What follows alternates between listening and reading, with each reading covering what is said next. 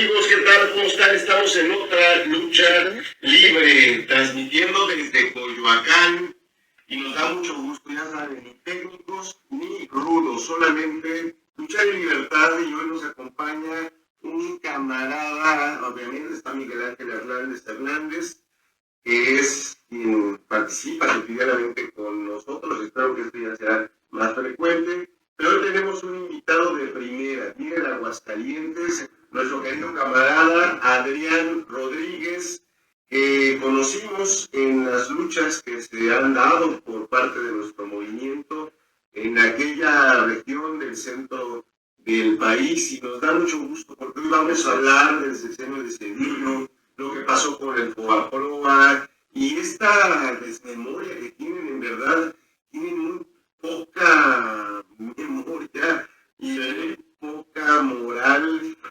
Atreverse, imagínense, Ernesto Zedillo Ponce de León se atreve a señalar como un autócrata a Andrés Manuel López Obrador y a nuestra actual presidenta, la ofende como si no supiéramos que es una mujer que tiene toda la estatura política, que tiene todo el empaque histórico, intelectual y de estadista para dirigir a esta nación como lo está haciendo. Votamos más de 36 millones de personas por Claudia Sheinbaum Pardo. Y en los primeros 100 días de gobierno, 8 de cada 10 mexicanas y mexicanos aprobamos su gestión. Entonces, yo no sé qué edad tenía Adrián en 1994, no sé qué edad tenía, eran unos niños, eran más tronco que ellos, pero yo tenía 22 años. Y 1994 fue un año terrible, terrible para el país. No nada más veníamos ya con señales ominosas en Chiapas, con movilizaciones que hablaban de una polarización y de un cansancio por parte de las comunidades indígenas que eran oprimidas, despojadas, discriminadas, sino que de plano, el día en que entra en vigor el Tratado de Libre Comercio, ese que tanto daño le ha hecho al país, ese que nos está haciendo depender de la economía del país más poderoso del mundo, y que afortunadamente esta crisis que estamos viviendo nos va a ayudar a separarnos un poco de esa economía, pero bueno, eso ya es otro tema. Pero 1994 es marcado por el levantamiento zapatista del 1 de enero de 1994, y de ahí se dan una serie de hechos, como fue el asesinato de Luis Donaldo Colosio. Recordemos que Ernesto Zedillo no era el candidato del PRI a la presidencia de la República. Sin embargo, era el coordinador de campaña de Luis Donaldo Colosio. Al final, Carlos Salinas decide nombrarlo a él, así designarlo, en pedazo. Ustedes saben que allí era el presidente el que decidía, y decidió de manera de relevo a Ernesto Zedillo. Gana la elección, hay un voto de miedo, la gente, había un clima de imagínense, una guerrilla, teníamos el asesinato de un candidato a la presidencia de la República, que no es como ahora una elección. Ahí quedaba claro que el candidato del PRI era el próximo presidente de la República. Entonces Zedillo llega manchado por esos hechos históricos. Es más, después de la elección matan a José Francisco Ruiz Massieu, ahí en el Hotel Casablanca, que está en la Fragua, a unos pasos del Monumento a la Revolución, y todavía se pone más negro el ambiente político y de descomposición. Bueno, llega diciembre y se habla de los errores de diciembre. Ya estaba gobernando Ernesto Zedillo, y de pronto un billete de 100 pesos de un día para otro valía 50 pesos. Yo tenía 22 años. La Unión Popular Benita Galeana la estábamos fundando por ahí de un 14 de diciembre de 1994, y la crisis de los errores de diciembre lo tenemos por ahí del 2022. Y yo te lo puedo recordar como una cosa verdaderamente dramática, triste. Se habla mucho de que empresas quebraron, gente que no podía pagar la casa, gente que no podía pagar el coche, gente que se endeudó con la tarjeta de crédito. Yo te puedo decir como un testimonio personal, tuvimos hambre. No estoy exagerando. Había una depresión entre todos los universitarios que éramos de izquierda y que pues al final todos de familia de gente trabajadora, pues resulta que nuestra economía se colapsa. Imagínate, por eso se habla de la desaparición de la clase media, pero no se habla de la chinga que nos pusieron al pueblo, que estábamos en la base de toda esa economía. En fin, yo lo comento un poco para dar ese contexto más humano, más, pues sí, emocional, pero tuvo mucho tinte dramático, porque yo recuerdo ese día lo más que se le ocurrió a mi querida amiga Miroslava, ojalá algún día la podamos reencontrar, Miroslava García, fue ponerse sus audífonos y empezar a patinar alrededor de la plancha del Zócalo. Y yo me quedé sentado, me recuerdo muy bien, con Valentina Batres, Martí Batres y yo. Estábamos sentados antes en el Zócalo, donde se pone el asta, había un lugar donde te podías sentar. Y ahí nos quedamos sentados, pero nadie hablaba porque estábamos en shock. Estábamos verdaderamente asombrados. O sea, no sabíamos qué iba a pasar. Ya el siguiente año, imagínate el ambiente de guerra cuando Zedillo traiciona los acuerdos de paz que se logran en San Cristóbal de las Casas y va sobre el comandante Marcos. No. El aumento del IVA, se genera una situación verdaderamente compleja, pero bueno, y yo ya di la introducción y me daría mucho gusto, Miguel, ¿tú cómo la ves? Sí, pues fíjate que, bueno, pues de entrada agradecerles como siempre a todos nuestros amigos, amigas que nos hacen el honor de intercambiar diferentes puntos de vista aquí en el Facebook. Agradecerle a nuestro compañero Adrián Rodríguez, qué bueno que nos acompaña. Nuestro compañero Adrián es doctor en historia, compañero de Aguascalientes. Como bien lo decía Gerardo, es un compañero que nos hemos conocido en la lucha social, nos hemos conocido en el trabajo social que pues hemos realizado a lo largo del país, y es un honor aquí tenerlo con nosotros. Adrián, bienvenido, muchas gracias. Y además, Gerardo, con este tema, ¿no?, tan importante, en los últimos días hemos visto cómo este personaje ha estado dando diferentes puntos de vista, ¿no? Pareciera que no tiene memoria de todo su mal gobierno que tuvo Ernesto Zedillo, y que quedó marcado por diferentes etapas. Ya lo decías, Gerardo, en este contexto que acabas de hacer, el tema del Fobaproa, el tema de rescatar a banqueros con dinero público, que por cierto, deuda que actualmente tenemos y que vamos a dejar de pagar en el 2042. Entonces, es rescatar a estos intereses privados con dinero público, ¿no? Y bueno, qué decir de Acteal, de Aguas Blancas.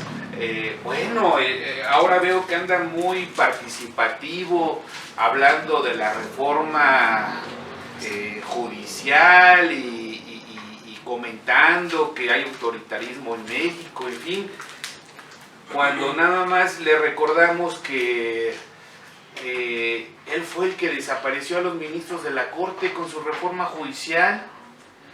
De 26 ministros de la Corte que en aquel entonces existían, hubo una reducción para que fueran 11, y a todos los 26 prácticamente de un plumazo los quitó, ¿no? Los jubiló, pero además proponiéndoles sus jugosas jubilaciones, pues para que dejaran el cargo y así tener una corte a modo, porque manda su propuesta al Senado de la República, y en ese entonces, como ellos eran mayoría, pues bueno, sus propuestas quedan de manera inmediata, y bueno, pues logra tener a ministros de la Corte pues muy aparejados a su ideología, a su estilo, ¿no?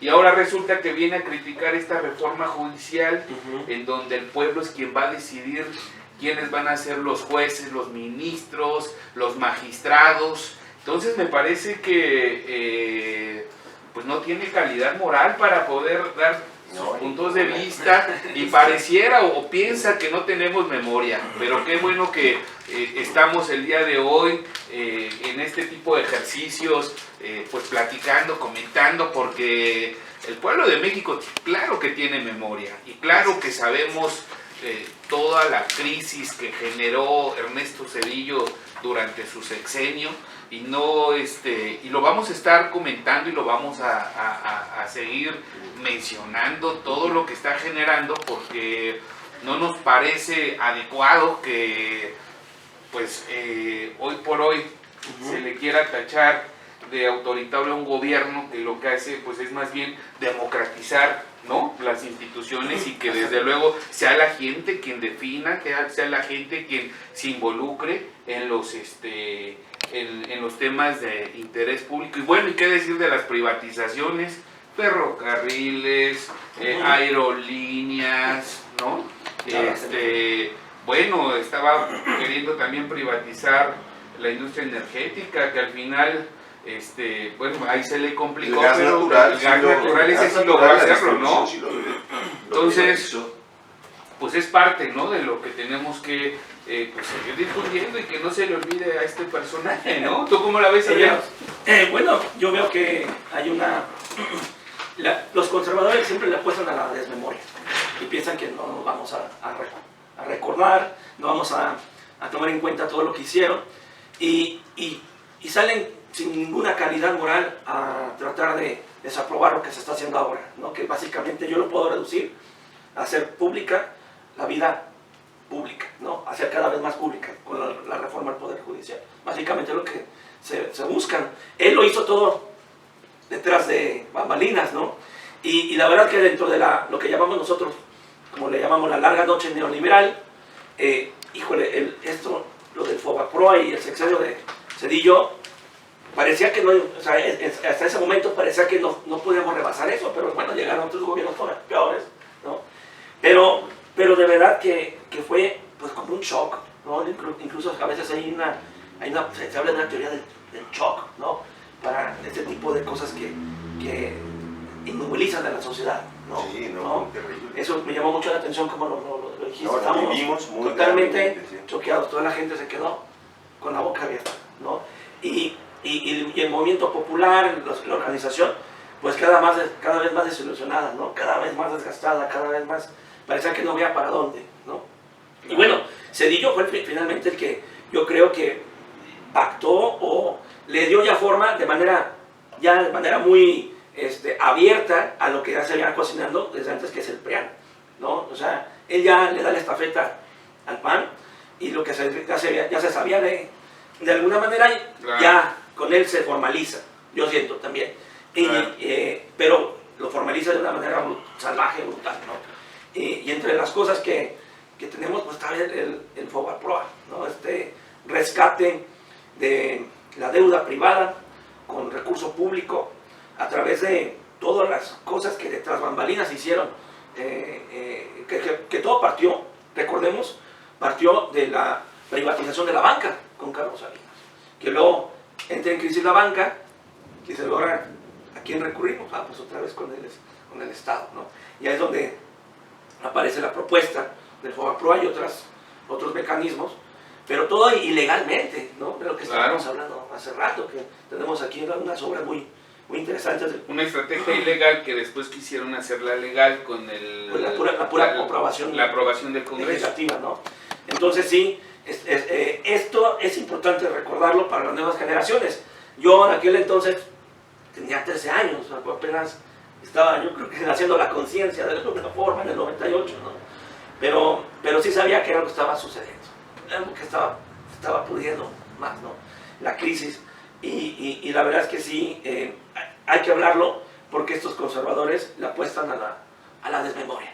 O sea, ellos siempre van a hablar desde que el que piensa que nosotros no vamos a traerlo al presente. ¿Cómo?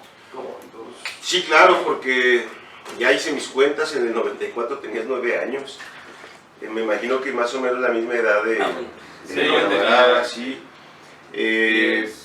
Andrés Manuel López Obrador era el presidente del PRD entonces. La coordinadora del grupo parlamentario era Rosalvina Garavito. Quienes empiezan a dar una batalla con respecto al tema es dos diputados, una diputada y un diputado, Alfonso Ramírez Cuellar, que ahora nuevamente es diputado de Morena, y la compañera Dolores Padierna Luna, que también en este momento es diputada, que de manera muy valiente, cuando Zedillo manda una serie de iniciativas para ajustar la Constitución y justificar la violación que ya habían hecho para adquirir ese préstamo millonario, pues al final se inicia una batalla que deriva en una consulta popular, de estas que promueve mucho el compañero Andrés Manuel. Se da en el 98, y como se podrán imaginar, pues un 12 de diciembre de 1998 se aprueban estas reformas. Pero ¿de qué estamos hablando cuando se habla de generar deudas privadas en deudas públicas? Es un robo. Estamos hablando, veíamos hace rato la cantidad, ni siquiera me la aprendí, es una cosa verdaderamente escandalosísima. Estábamos hablando en pesos, valor 1998, de 533 mil millones de pesos. Esto siempre me pasa, cada que busco lo que aparto no lo encuentro. Pero mira, me aprendí la cifra. Estamos hablando de miles y miles de millones de pesos. Cuando yo fui diputado la segunda vez federal, por ahí de 2012, etiquetábamos en el presupuesto de 2012, nosotros hicimos el de 2013, perdón, etiquetamos 100 mil millones de pesos de costo de pago de rescate bancario. 100 mil millones de pesos.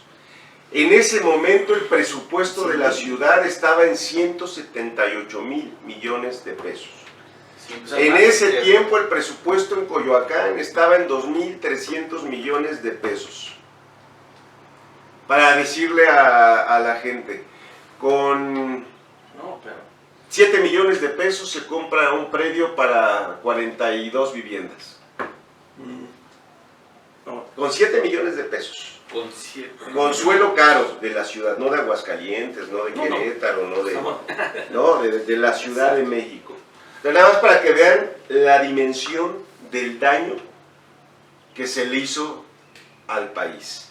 Y cómo las mexicanas y los mexicanos, tus abuelos, tus padres, tú en este momento, tus hijos y muy seguramente tus nietos y los nietos de tus hijos, vamos a estar pagando este atraco, porque hay que irnos un poco más atrás en la historia y espero no aburrirte, pero en 1980 José López Portillo nacionaliza la banca. Y en ese tiempo la izquierda mexicana, los comunistas del PC, caen en la trampa creyendo que era una gran medida de renacionalización de un instrumento público. No, ese fue el primer rescate bancario que se da, pero todavía era un rescate bancario en pañales, porque los montos no significaban lo que significó después el FOBAPROA, que derivó en el IPAP, que es el Instituto para la Protección del Ahorro Bancario. En ese sexenio, ya con Miguel de la Madrid, que es el primer sexenio neoliberal, se empiezan a dar préstamos a la firma, sin garantía. Los únicos que entregaban alguna garantía eran los créditos hipotecarios, es decir, las familias que querían adquirir una casa, un departamento. Pero los millonarios, muchos de ellos los propios banqueros, porque cuando llega Carlos Salinas, se privatiza otra vez la banca. Y entonces Carlos Salinas premia a sus aliados entregándoles la banca o vendiéndoles a sus amigos empresas que iban a ser sumamente rentables rentable como Regalándoles. Telmex, ¿no? Claro. Ahí está Slim, sí, ahora es un gran millonario, pero proviene de su riqueza de una privatización que hace Carlos Salinas con una empresa que en algún momento fue pública. A lo que voy, y para no enredarme yo mismo, en el periodo de Carlos Salinas se empiezan a dar préstamos los gerentes de los bancos, los familiares de los banqueros, los propios banqueros, a la firma, y no estamos hablando de 2, 3 centavos, de miles de pesos, estamos hablando de millones de pesos, al grado que se suma la cantidad que les acabo de comentar y que se fue elevando a cantidades que, imagínense, repito, en 2012 etiquetábamos 100,000 millones de pesos. Bueno, también doy otro dato, que cuando llegó Andrés Manuel se resolvió prácticamente al 100%. Se etiquetaban 62,000 millones de pesos de huachicoleo, de robo de combustible. O sea, ya era parte del presupuesto. Hay que subsanar. Ya, no, pero ya era institución. O sea, bueno, nada más así como cápsula cultural de la corrupción de este país. Bueno, entonces, pues nada más haz la cuenta, 62,000 millones de pesos de huachicoleo, 100,000 millones de pesos para el rescate bancario, pues ¿qué queda para el Instituto Mexicano del Seguro Social? ¿Qué queda para las escuelas de las niñas y los niños? Exacto. No había dinero que alcanzara. Bueno, ya vimos que sí había dinero que alcanza. Anuncia la Presidenta de la República proyectos prioritarios por 1,350 millones de pesos, de los cuales casi 600,000 millones de pesos es distribución directa a familias, a niñas, niños, estudiantes, adultos mayores, discapacitados, sembrando vida, jóvenes construyendo el futuro, en fin. Vemos que a pesar de todo este saqueo que hereda Andrés Manuel López Obrador y que se tiene que seguir pagando, ese robo que promovió Miguel de la Madrid Hurtado, Carlos Salinas de Gortari, y que consolidó Ernesto Zedillo, que además venía de ese equipo, Claro. pues resulta que de todas maneras había dinero y hay dinero para sacar adelante este país. Qué bueno, Zedillo, que empezaste a abrir la boca, porque eso nos ayuda a hacer este ejercicio de memoria histórica. Y bueno, yo creo que la historia, el conocimiento de nuestra historia inmediata debe de ayudarnos a no cometer los mismos errores. Aquí yo les hablo de estos documentos, me lo regaló Juan Moreno López, un asesor del PRD, de aquel PRD heredero del PSUM, aquel PRD en donde fue presidente Andrés Manuel López Obrador, aquel PRD que en aquel tiempo con Rosalvina Garavito, ex guerrillera, y muchos compañeros de ese grupo parlamentario, hay que decirlo, junto al PT, que en ese tiempo era nuestro aliado, al igual que ahora, abrieron la caja de Pandora, pidieron las auditorías y empezaron a revelar el gran robo. Nosotros le decíamos el robaproa, porque de pronto, si nos metemos en las cuestiones técnicas, que hay que conocerlas hasta cierto punto, pues aburrimos, y de eso se quiso aprovechar la propia clase política de entonces y de siempre. Los tecnócratas se sienten muy chingones porque vienen de Harvard, porque estudian en Estados Unidos, entonces todos los demás mexicanos somos muy pendejos y no entendemos los detalles exquisitos de la ciencia financiera, y nos van a ver la cara de tontos. No, robo es robo, fraude es fraude, violar la Constitución es violar la Constitución, y los responsables son ellos. Y el problema no nada más es que se roben el dinero público y bueno, pues que se vayan a la cárcel, que se conozca en la historia. No, el daño, el sufrimiento, el dolor que causaron en todo un país. La corrupción mató a mucha gente. Bueno, la mata indirectamente por enfermedades curables, por el abandono que tiene el sistema público de salud. Pero no olvidemos que Ernesto Zedillo Ponce de León, además de traicionar al comandante Marcos, matando mujeres y niños, mujeres embarazadas, Sí. el caso del Charco y del Bosque, donde compañeros que iban a practicar la educación popular y la alfabetización fueron masacrados por el ejército. ¿Por órdenes de quién? Si Ernesto Zedillo en ese momento era el comandante en jefe de las Fuerzas Armadas. ¿Cómo masacraron a los campesinos de Aguas Blancas? Afortunadamente en ese tiempo Ricardo Rocha saca el video, si no nunca nos enteramos o nos hubiéramos enterado muchos años después. Eso es Ernesto Zedillo. Y ahora la derecha de este país lo promueve como vocero. Qué bueno que se quitan la máscara, porque son unos asesinos y son unos corruptos monumentales. Ya hasta me enojé. No, Esto es lucha es libre, que, compañero.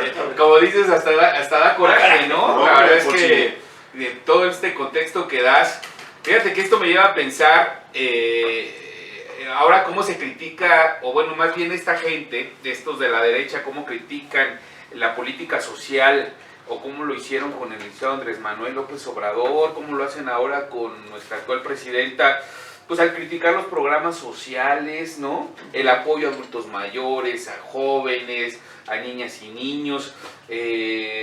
Ya lo decías tú, Gerardo, pues anteriormente se lo robaban, ¿no?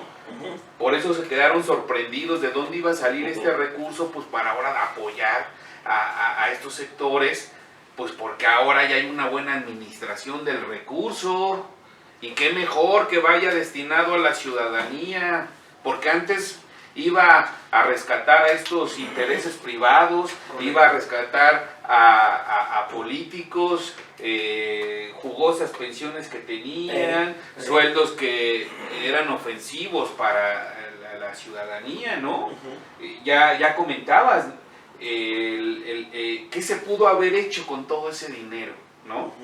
¿Qué inversión se pudo haber generado en el país con todo ese recurso que fue destinado a este rescate? Inversión a hospitales, ¿no? A medicamentos, a educación, en fin. Y cierro con esta parte porque sí me llama mucho la atención, ¿no? El que se pueda, pues prácticamente con ese recurso hubiéramos generado otras condiciones y hoy por hoy estuviéramos en otras condiciones. Afortunadamente tenemos otro gobierno con otras características totalmente distintas, que por eso les enoja, porque ya no pueden robar como lo hacían en su momento. Correcto. Y pues ahorita las cosas han cambiado y afortunadamente estamos informados y vamos a seguir informando y vamos a estar comentando lo que consideremos que no es adecuado para la gente y que no es adecuado para la propia ciudadanía. No sé cómo ves. Yo quisiera enfatizar esta cuestión, la diferencia entre los gobiernos neoliberales y los gobiernos populares, a partir de también ahorita algo que decía el compañero Gerardo, respecto a cómo se operaba con los recursos, ¿no? Tenemos este recurso del FOBAPROA, este recurso que es el Fondo Bancario de Protección al Ahorro, que se usó para convertir la deuda privada en deuda pública. Y fíjense, nada más porque me acordé ahorita, que también lo mencionan, ya se anunció por ahí, la presidenta Claudia Sheinbaum, ese fideicomiso del Poder Judicial lo va a utilizar para mejorar los servicios del ISSSTE. O sea, ahí está la diferencia, ¿no? O sea, invertir para mejorar los servicios públicos, no para que se queden nada más atrás. Eso por un lado. Y nada más enfatizar para mí y para la audiencia y todos, que la figura de Ernesto Zedillo pues es el típico servidor público. Cuando ya se va, forma parte del Consejo Ejecutivo de la Unión Pacific, que precisamente fue a quien les privatizó y les vendió. O sea, las puertas giratorias, sin ¿no? vergüenza, ¿no? sin dignidad. Sin dignidad, ¿no? Entonces, enfatizar y que no lo vamos a olvidar, que lo tenemos bien presente, que todo el daño que hizo a la nación, ¿no? Pues muy bien, quiero dar algunos mensajes. Gracias, Adriana Nava, por tus saludos. Mi querido Alejandro Arenas, te mando un abrazo. Querido Fabián, abrazo fuerte. Qué gusto saber de ti, te vi hace poquito. Mi querido hermanito Alfredo Reyes, camarada del movimiento Sin Vivienda No Hay Bienestar. Está mi querido Miguel Ángel Hernández Leguizamón, abrazo fuerte. Aida, gracias por mirarnos. Dina, gracias, abrazo fuerte. Marco Antonio García Hernández, gracias. Mi querido Ángel, mi hermanito, gracias. Fernando Rodríguez, un abrazo, Fernando. Pati, gracias por mirarnos. Alfredo Guzmán, ojalá les parezca importante, le manda saludos. Alfredo Guzmán al doctor Adrián Rodríguez. Juan Zavala también. Muchas gracias, Juan Zavala es bien chambeador, me tiene verdaderamente enamorado ese muchacho. Josefina Nava, muchas gracias por estar aquí con nosotros. Julio J. Ulloa, también aquí saludos al hidrocálido. María del Rosario Galván Lira, gracias por mirarnos. Victoria Loida, gracias por estar ahí pendiente. María Guadalupe Jauregui, gracias. Ariana, gracias por estarnos mirando. Kena Rastilla, gracias.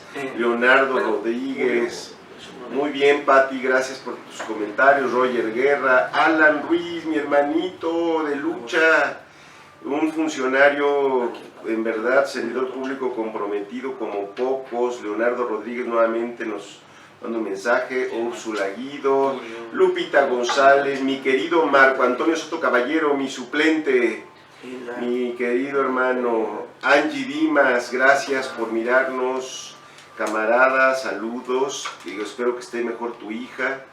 Cristina Camarillo, gracias. Sandra Camacho, abrazo fuerte, Sandra.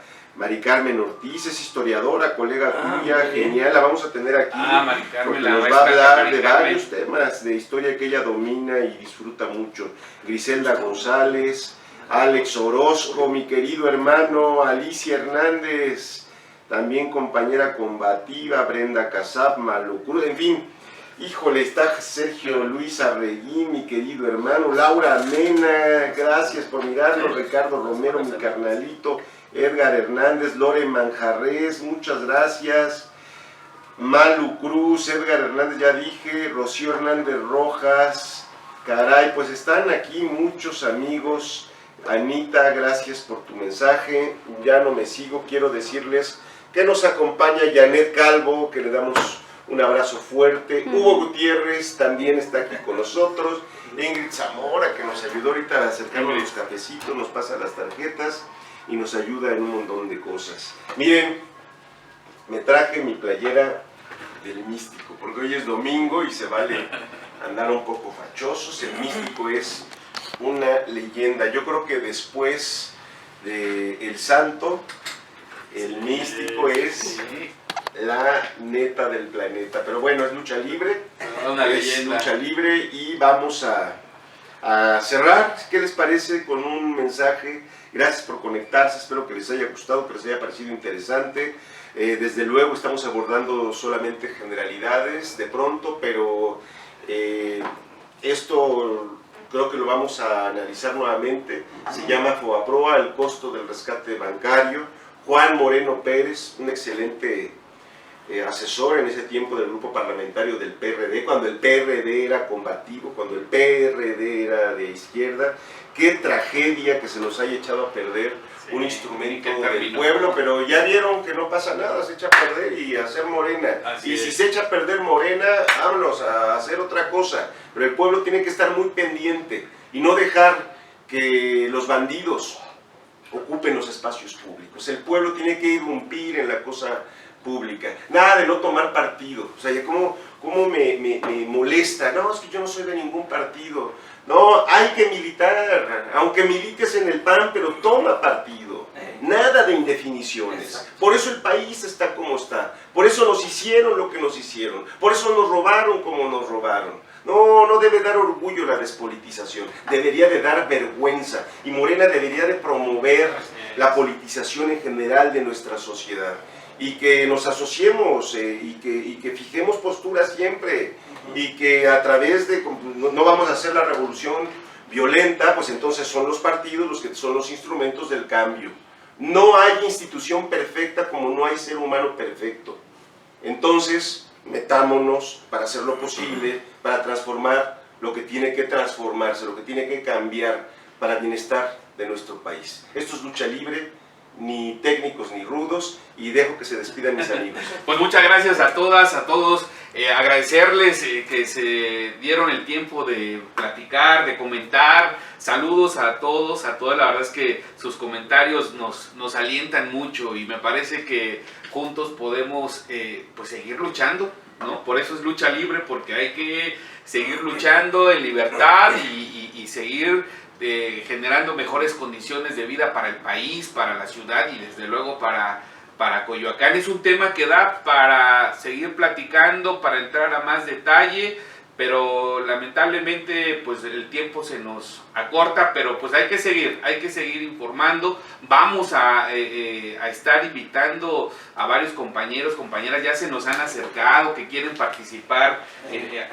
aquí con nosotros, entonces me parece un excelente ejercicio, vamos a estarlos invitando y bueno, nos vamos a estar viendo, nos vamos a seguir viendo en las diferentes zonas aquí de Coyoacán. Muchas gracias, saludos a nuestros compañeros de Aguascalientes, aquí que están bien representados, aquí con nuestro compañero Adrián, ahí a Julio Ulloa, al profe Atocha, que ahí yo recuerdo mucho cuando muy combativo, El Rincón de Romos, el Rincón de Romos, allá en Aguascalientes, a Gustavo Martínez, cómo olvidar al compañero Gustavo ahí en San Francisco, ¿no? Ahí en el municipio de Aguascalientes, y bueno, varios compañeros que están por allá. Un saludo y muchas gracias, Adrián, por gracias a ustedes por la invitación, un gusto estar con ustedes, Gerardo y Miguel Ángel. Yo quisiera aprovechar este foro nada más para invitarlos a Aguascalientes. Próximamente en junio, como ven, si vamos, hacemos una transmisión de la lucha libre, pero también hacemos unas asambleas, presentamos unos libros que tengo por ahí. Como ven, aquí que sea pública. Que se vote, que la vía pública sea queda más pública, que se vote, ¿no? Estamos a favor, ya quedó. Muchas gracias. Gracias.